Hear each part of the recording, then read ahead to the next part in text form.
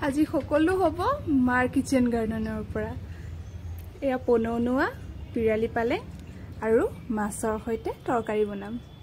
যোৱা দুসপ্তাহ ধৰি গা ইমানেই বেয়া হৈ গ'ল যে মই ভিডিঅ' দিব পৰা নাছিলোঁ কিন্তু এনেকৈ থাকিলেতো নহ'ব সেইবাবে ভাবিলোঁ যে লাঞ্চ বনাওঁ আজি আৰু আপোনালোককো দেখাওঁ সেইবাবে মাৰ কিচেন গাৰ্ডেনলৈ গৈ মই এয়া পনৌনুৱা আৰু পিৰালি পালেং ধুনীয়াকৈ ছিঙি আনিলোঁ কাৰণ ইমান ধুনীয়াকৈ হৈ আছিলে যে খাবলৈ মন গ'ল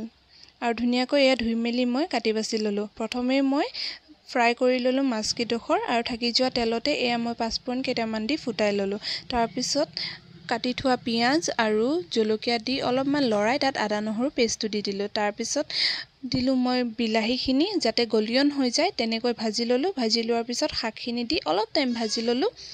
ভাজি পেলাই মই ভাততে আলু দিছিলোঁ তৰকাৰীত দিবলৈ সেইটো উলিয়াই ধুনীয়াকৈ স্মেছ কৰি এয়া মই দি দিলোঁ দি পেলাই ভাজি ল'লোঁ ভাজাৰ হোৱাৰ পিছত মই পানী দি উতল আহোঁতেই মাছকেইডোখৰ দি দিলোঁ আৰু এয়া মোৰ তৰকাৰী ৰেডি হৈ গ'ল আৰু এয়া মই পৰিৱেশন কৰিলোঁ